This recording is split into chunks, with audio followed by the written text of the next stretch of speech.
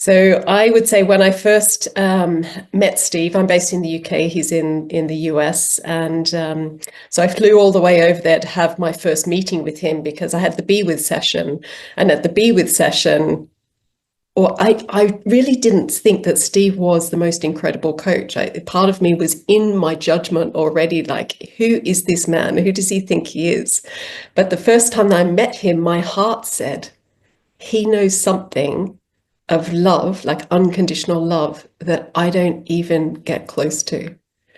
So when I went and I had a couple of sessions with him and we began working on the document. And I started to recognize that when I first began with him, my life was actually, I'd say it was working well. And when I say it was working well, I think I constructed in my head that it was good or it was good enough. And I'm sure there's many people on the call that can recognize this, like life's pretty good, or you convince yourself it's good enough. But as I was working with Steve, I noticed myself beginning to work on the area of the document, which was all about success in my career.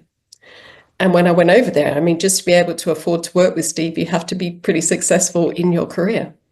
And yet that was the place that I was beginning to work on with him to become even more successful. And there was a deep, like, tremor underneath where I knew that I wasn't actually working on the thing that I needed to be working on. I didn't go there and I didn't work on a document with him to become more successful. I was trying to avoid looking into and being courageous enough to look at the parts of my life that were broken, which were the foundations and the things that mattered most. And when I started to look at that, the areas that popped up for me was my marriage to my then husband, Charlie, and my relationship to self-respect and self-love, which showed up as health. And when I began to look at the areas of my marriage, I recognized that I wasn't showing up in my marriage in a way that even gave my marriage the slightest chance of being fulfilling, successful, long, happy. And with respect to my health, what I was doing was pushing myself beyond what any human being, I think, would deem to be healthy. And commitment for me, when Steve invited me to come and work with him, he talked about extraordinary commitment, and I would fly every second week from the UK over to him, and I would fly back within whatever it was, 36 hours. I would fly in one day, have the session the next morning, then fly home again. And that's huge commitment, but it didn't show up to me like commitment because I was a person who grew up in a family where you get on with things, you work hard, you look after yourself. Nobody's there really to do it for you. You support yourself. So commitment was coming from a place of I have to do it all on my own. It's up to me. There is no option. There is no failure. So when I began to look at the area of my health, what I discovered was that all I knew was how to push. Everything I had was about pushing and not failing. And I thanked my body in the process of working with Steve on my document that my actual body began to fail. Because as I pushed myself harder and harder in the areas of my work and flying back and forth to the US every other week, I reached my limitation. And there was a certain point in the process where my back, I discovered I had a physical tumor in my spine and 4 prolapsed discs in my neck, which had been there all my life. But when that started to amplify and break down, I discovered that the place where my document needed to center was on how could I care and look after myself. I was diagnosed then with needing to have my neck replaced, and I needed a metal rod put through my neck to deal with the compaction between the discs in my neck because the nerves were impinged on so severely. And the diagnosis was that was what I would need to have done. And then I thought, there's a diagnosis and a prognosis. And I began my document around my health and well-being. And it started with, I'm vital, strong, and fully alive.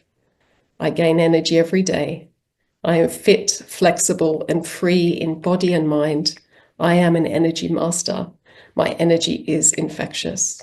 Now, I was told I was a fit, sporty person. I was told I was not to do exercise. I was certainly not to go outside and ride a horse or ride a bike or do any skiing. These are all the things that I loved.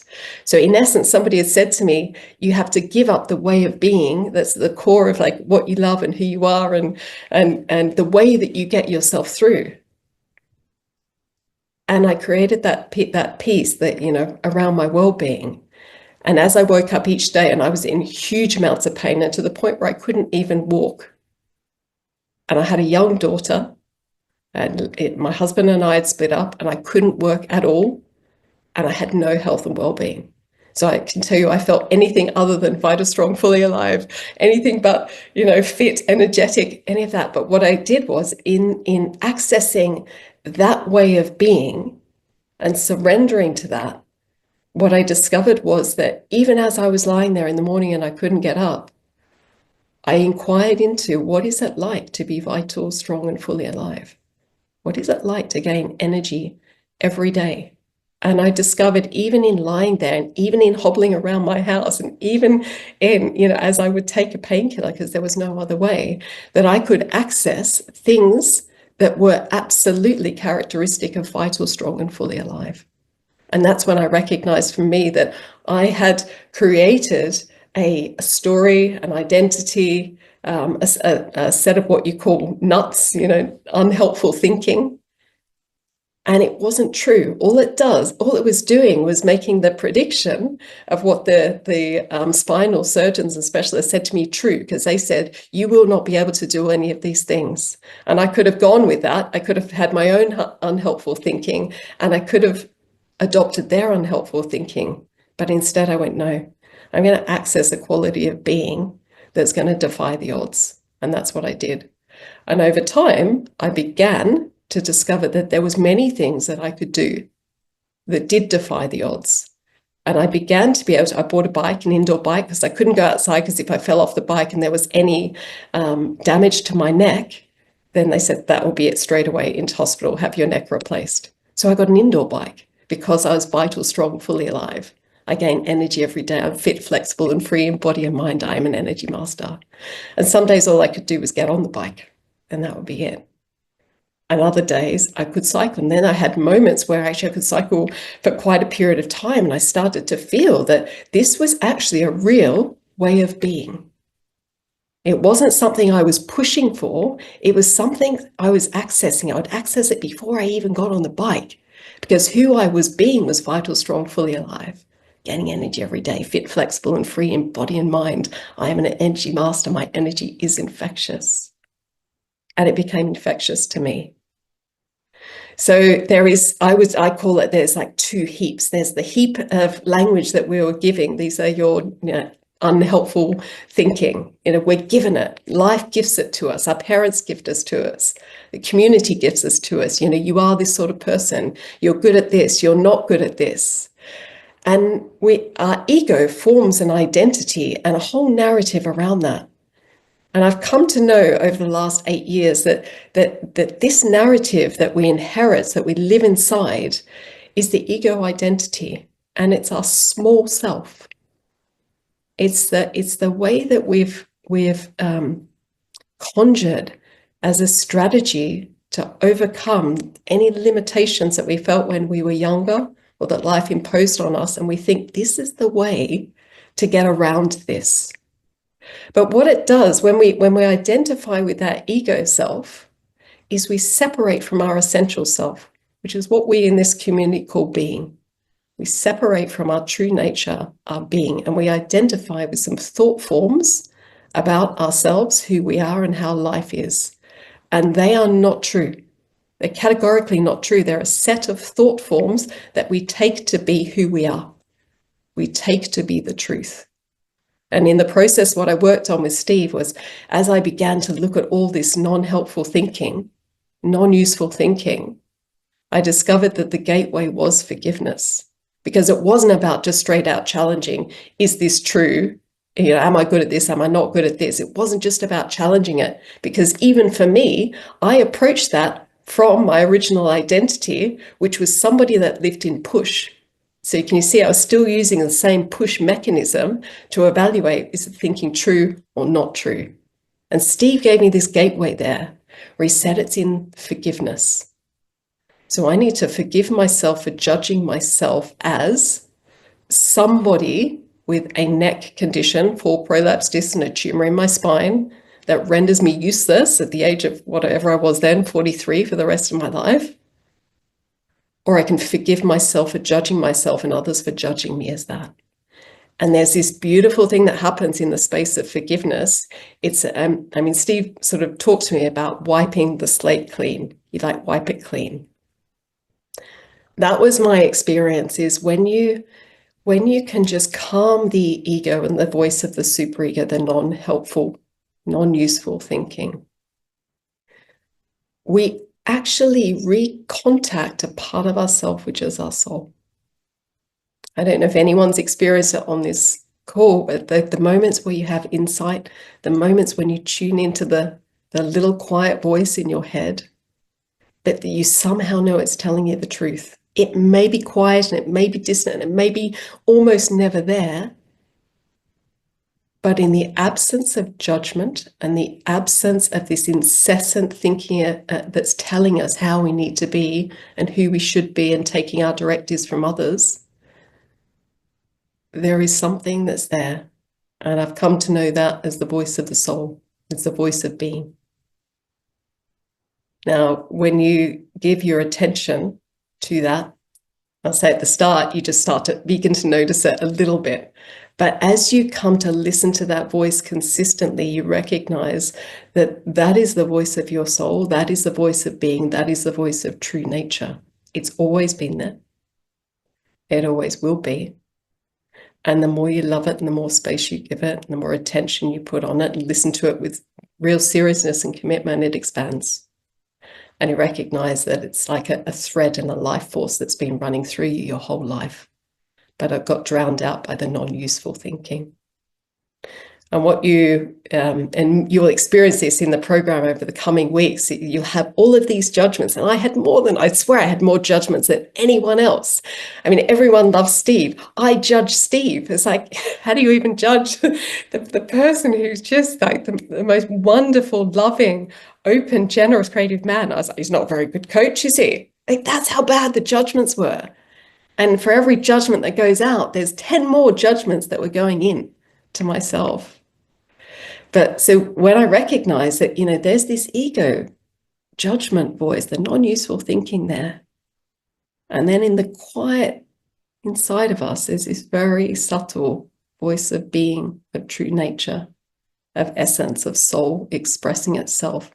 The gap between the two of those is often correlated with the amount of pain that we feel in our life. I had pain in my relationship with my ex-husband. I had pain in, physical pain in my body, but that wasn't the source. I hadn't had my neck replaced. The pain was something else. I didn't like not being the way that I was telling myself I should be. And that, the way my parents and other authority figures had said that I should be. So all of that suffering exists in the gap between our essential nature and being and who we're telling ourselves we ought to be or we are. So the closer I got, which is through that process of forgiving myself for the judgments, the pain subsided. And I'm talking both physical, emotional, and mental. Kind of crazy, a whole lot of it.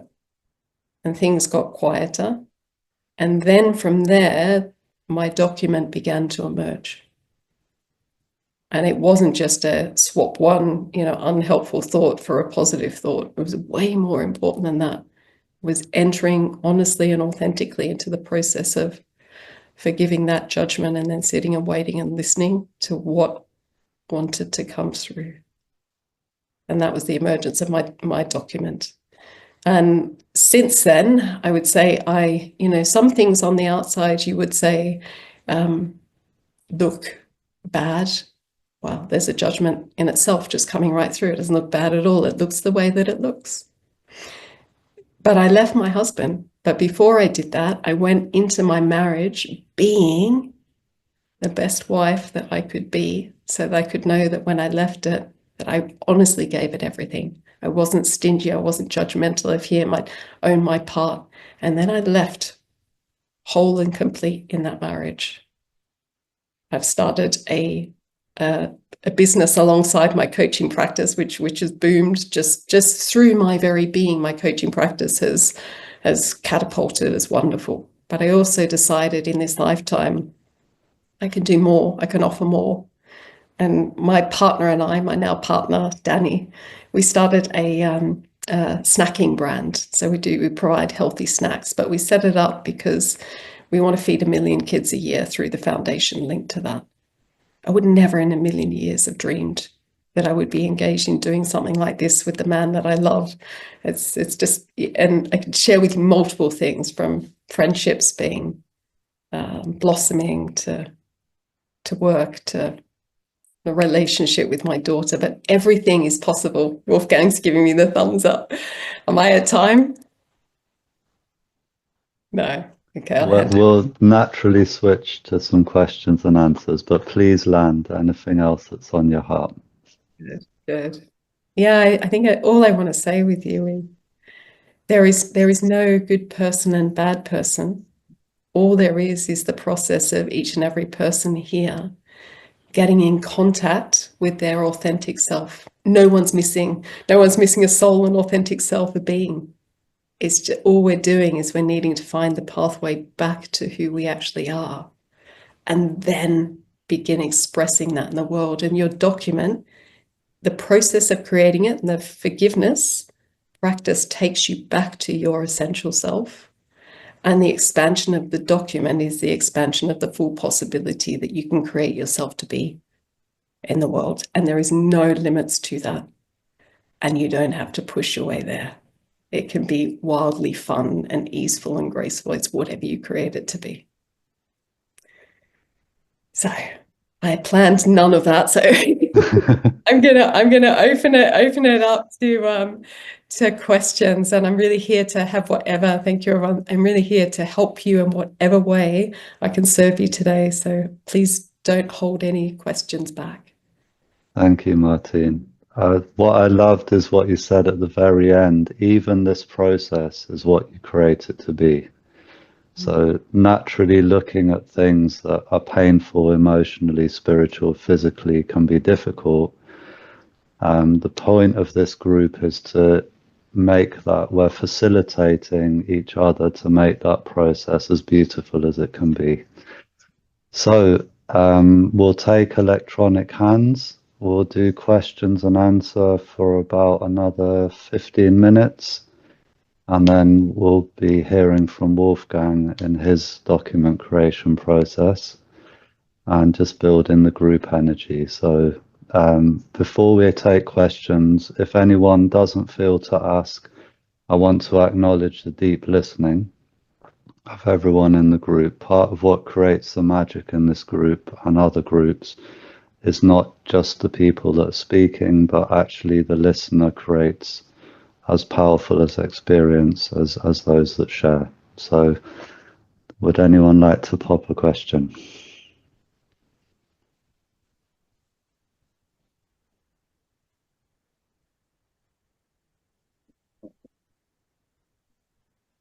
Yeah, nice point as well, Wolfgang. We're very comfortable with silence in this group, so we can just sit and take in. And Martine, if anything else comes, washes through your being, you can share as well. Thank you. I can see Timothy's hand up, and then Michael. Oh, And yeah. Tom. Do you want to go, Timothy? Sure, thank you. Are we to enter into this with an idea that there is no such thing as good or bad?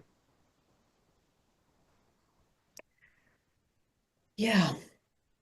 I think that's one of the biggest judgments that we have. It's like what we like and we dislike. If you're good and bad, impedes the full expression of who you are, then I would say look at it.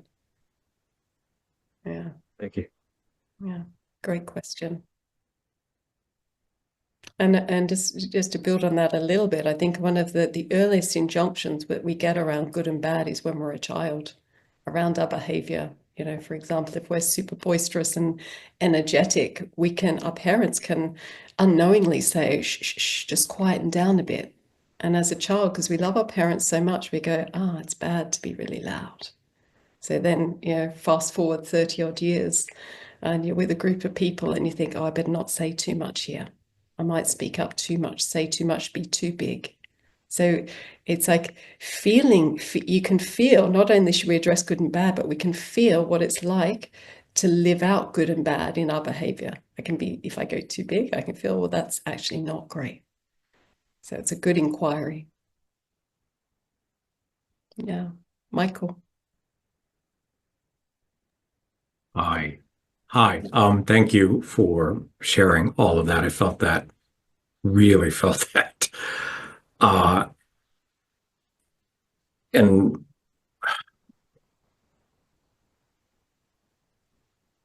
in this process of being in such pain that you couldn't get out of bed, that you were dragging yourself around your house,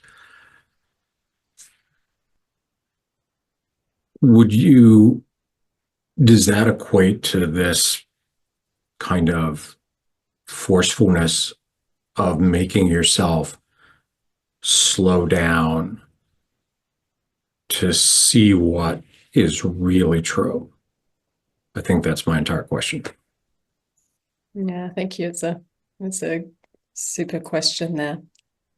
For me, the slower I went with allowing the pain to be there exactly as it was, the more I recognized I had judgments about it.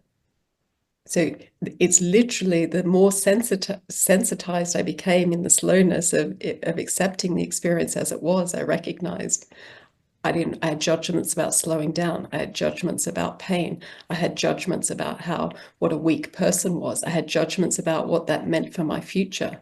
I had judgments about what that meant for my income stream. I had judgments about, why did I end up being this way? I had judgments against God. Why did I get this body? It's like one tiny little thing of fear, slowing down and feeling into it and staying present with it and allowing it. It was like, you could have got 30, 40 different judgments of that alone. And it was literally when I went through, I created a spreadsheet, an Excel spreadsheet for all of my non-useful thinking. And I think in one area around health, I had 88 judgments. I didn't even know they were there. No wonder I had such pain in my neck. 88 judgments of it. Yeah. Yeah. Thank you. Pleasure. Great question. Tom. First of all, I just love hearing you speak, Martine. You're so raw and authentic. It's just beautiful to be in your presence. So thank you for sharing. Kind of right at the beginning, you said you asked yourself the question, like, what if it was true? Like, what would it be like if my energy was infectious? What would it be like if? And I can relate to a lot of your story. And in fact, I was saying to Wolfgang 2-3 days ago, like, sometimes I read my document, because I already have one, which has created extraordinary changes in my life. But sometimes I read it and I don't believe it. And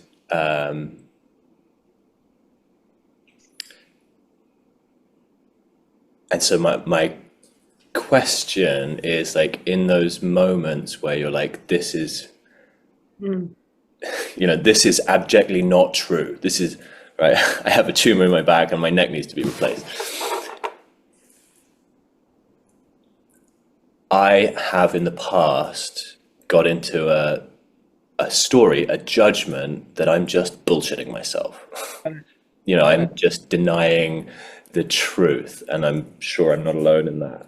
And so the question is like, in those moments where your judgment of yourself and the work is like, rah, how did you bring yourself back into that curiosity and that openness of what if it was? Two things, Tom, I would say on that, and I can really relate to that as well. I found the methodology of inquiry, and I think I wrote this in the Facebook post, the most powerful thing, where the key question of what's it like? So to be fully alive, all I'd start with was, what's it like? I might not be feeling fully alive right now. What's it like? What's it like? What's it like? Well, it's kind of like this. It's kind of like energy running through. It's kind of like wanting to jump up today. It's kind of like being like feeling that the world is waiting right outside the door for me. What else is it like? It's kind of like my eyes begin to feel sparkly at the idea of what I might encounter. And there was something about that. I literally experienced it as like portals opening up, because I could sit there in utter pain and do this, and then notice that there was a correlation between the intensity of inquiry into the presence of something with not a belief, but the knowing that presence exists. It's just whether or not I'm identified with the ego or whether I'm identified with the presence itself. So if I'm with the ego, then actually, by living in the judgment, I'm inquiring into the presence of the judgment, which is a static, fixed, noun-based thing in the moment. And life is never a noun. It's always a verb. We're always relating. We're always practicing. We're always noticing. So as soon as I would go into that, like the real thing of what's dynamically in motion, then I would recontact something of the presence that I was became more interested in than the identification with the judgment. So that was the first thing. And the second thing goes back to the forgiveness, was sometimes all I could ever do was feel the loving softness around me. And I would try and identify, like, okay, if my daughter was judging herself and criticizing herself in the way that I was, I would hold her and I would just go, oh, that is so cruel, the way we deal with judgment in life. And I would imagine the softness with which I would hold her, and then I would imagine that around myself. And what that did, I'm just using my neck as one example, it's a tiny micro example, it exists in all areas of your life. I would just feel that softness holding my neck, and it was as if like Mother Nature herself was holding my head, and the muscles would relax, and there was something about the relaxation of holding myself in kindness and empathy and softness and care that allowed the ego to relax, because I think the ego gets active under tension. And I think it softens in love, because the ego itself only came about because it didn't believe that there was something substantial enough to deal with life. That's why it was created. So it's fearful, and it's tight, and it's scared. So we treat the ego like a baby in a way. Hold it, and we hold ourselves, and we have a bit more space. Does that help? Yeah, I'm writing down, treat the ego like a baby. I love that. It's so true, because it's like a scared. Well, the image that I have in my head is like the stray dog under the car with the rescuers trying to kind of help it, and it's like snarling and gnashing, and like that's how our ego can be, because it's so afraid sometimes. Yeah, and we never, one of the big lessons I learned is never criticize it and judge it, because that only fuels rigidity and more of the same. The more we can accept it's serving a function, a powerful function that actually enabled me to get through life. my earlier years were fairly challenging. So I can imagine the amount of holding and how my superego had to generate a lot of thinking just to get through it. And it got me through, but I don't need it anymore. Like my maturity, and I'm not in danger now. I'm not all these things. So just I can hold it like I hold the younger part of myself. Yeah, beautiful. Thanks for sharing. Yeah. Sarah. Hi, Sarah. can you hear me? Good. Okay, I have to tell you that listening to you is the most humbling thing I've experienced in a long time. Like witnessing and experiencing your being actually brings me to tears. It is incredible, and I am so grateful that you're doing that with me today. Thank you. What is it touch in you, Sarah, before you move on? Because it touches something in you that's in your being. I think it's you being so in touch with your true essence. It is magnificent to witness. Like I want for that, the freedom to be so free, to be in touch with my true self as I walk through the world. And it shows me what's possible to create in your life when you're willing to do that. Yeah. And I just want to reflect it back to you. So what you're feeling right now is the waking up of your willingness. I just don't want you to miss that.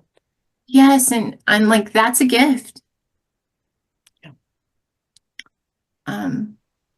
I really wanted to just share that with you. That's really why I raised my hand. I also feel so nervous to be like talking in front of you and everyone, and I wonder what that's about. I get so nervous like when I'm about to share. Like I feel like I can and I will and I'll do it well. But I start feeling like I need to say things in such a way, I need to do it in such a way that I can be proud of it or I can judge it as good. And I don't feel like people don't like me. Like I'm very well loved and liked, and everywhere I go I have such great connection. But when I have to talk in front of people, I just get super jammed up. Yeah, so I mean, this is like a live, perfect example there of like recognizing the judgments. Yeah, I have to do it good according to me. So there's some ego ideal about how you need to show up in front of others. Yeah. And that like willingness, it's like, am I willing to not express myself exactly how I wanted to? Like, am I willing to make it messy? You know, like not know how to say it. Super powerful. You're giving a teaching point to everyone here on willingness, and you don't want to even answer that yet. You just want to open the space of like how willing can I be with this? How willing can I be to show up exactly as I am? That's your first portal there. Is that you're inquiring into willingness to be, just to be. Yeah. Like I'm so grateful to all the people on this call that are willing to be with me and my willingness to just do it messy. Like I want to break open that part of me that is so afraid to do it wrong. And I need everybody here to help me do that. I don't think I can do that on my own. Noticing, yeah, and they've got that lovely holding from everybody here, but there's the non-useful thinking coming in. I'm not willing to do this. I can't do this. I need everyone here to do that. So after this, write those all down, Sarah, and use them in the coming weeks to come back to this thing to say, can I allow those things to be there? Can I forgive myself for judging myself as that? And to remember that was essential in your childhood upbringing, to show up within a particular range, not too much, not too little, just the right. You mastered it. And I can only access this in this type of situation. Like I don't have this feeling ever any other time in my life. Right. Yeah. possibility for a new way of being sitting right here. Just imagine the ease and expansion and joy that you'll get. You can just And it's like about trusting myself to find the right expression in the moment. Like I don't have to have it lined up in my head in any way, like know exactly how I'm going to say it. I can just allow it because it's perfect. Yeah. yeah, I'm allowed my perfection. Thank you so much. I did want to ask one quick question. I find that my life is like a cacophony of noise. Like I literally, like I I have 7 children. Wow. Yeah, and they're amazing. They're like 2 to 16. And I coach. I have a coaching business and I'm juggling. Like I really walk through my life just juggling everything and it works because time bends to my will, literally. But I find it rare to have stillness. And I crave it. And you were talking about contacting that true essence, like your true self. And I've done that in meditation with plant medicine, even with the breath work. And Wolfgang ran right before the last Arizona experience. And those are just the best like moments, but they're so rare for me. And what I'm wondering is, can you do this process of contacting your true essence and self, the quiet voice, like you said, can you do it even when there is no stillness? With practice. Mm. With practice, because it's almost like tuning into a radio station that for me, and everyone's different. For me at the start, I had to really, because I've been so disconnected from my soul, my true nature, and my being, that voice, I'm sure I'd been trying for years to get through, but I drowned it out with everything else. But once I learned to listen to it, now it comes through like lightning bolts in a moment to me. It's loud and it's, it makes itself known because it knows I have a relationship now. It knows my investment is with that expression, to understand the true nature of who I am and to fully express that in the world. And I have a commitment. You maybe need to connect with Bodhi Kenyon on this, because I take his 3-second rule. When he hears his soul speak, he gives himself 3 seconds to act on it. Now, I strongly suggest that practice, and I'm very aligned with that as well. It's like once you signal to yourself that that's the part of me that I'm committed to growing and living out in the world, your relationship gets stronger and louder and more connected up with it. And that's when life starts to change really fast, really quickly. So yes, you can do it in the midst of the chaos in the marketplace. Yes. Yeah, but it's just not the place to learn it. Yeah, you may need to, go slow to go fast. Okay, thank you so much. Thank you, Sarah. Devon, I saw your hand up. We could potentially still take your question with a quick answer and wrap up around 10 to would be good, this section of the Q&A. Part of the commitment and service to each other is to be timely on the calls. But it's hard when things go so deep and such beautiful conversations ensue. I can't see you, Devon. Did you still want to ask the question? Sure, I would love to. Go ahead. Devon. Wonderful, guys. Sarah, thank you for sharing that. And thank you for everyone that has just shared so beautifully and honestly. Martine, I've been really struck by it feels like lightning. It feels like subtle lightning coming through, just very high signal. And in your share, I realized how appreciative I can be also for like physical injuries that have really shifted things, not just physically for me. The thing that I wanted to ask was you mentioned, I wrote down someone who lived in push. Mm. And I was wondering if you wouldn't mind just sharing kind of like what took the place of that push. Mm. I'm quite live into it at the moment. Deep listening. So I know the signals of push now, and I honor them. I still have access to the push things, and I can tell you they bring magic to my life when I'm pushing because I choose to push, not because it's the only mechanism I have access to. So I know it when it comes in, and when it comes in with too much of an automated, like a reactivity or a compulsion or an obsession, like I can't stop, I have to, I've got to, and it sounds a certain way and it feels a certain way and it operates in me in a certain way, I know that's the ego identification version of got to. It's Martine 1.0. And in place of that, there becomes a deep listening, which is also a forgiveness. It almost becomes automatic of like, oh, there it is again, my trusty push friend, muscling its way through life. Okay. And almost the recognition of it allows for a deep listening in my being to say what's needed now. And it's in that pause there of listening to what's actually needed, but not from a got to needing place, but needed because this is the place I want to come from, not necessarily, this is super important, this is a place I want to come from, not where I need to get to.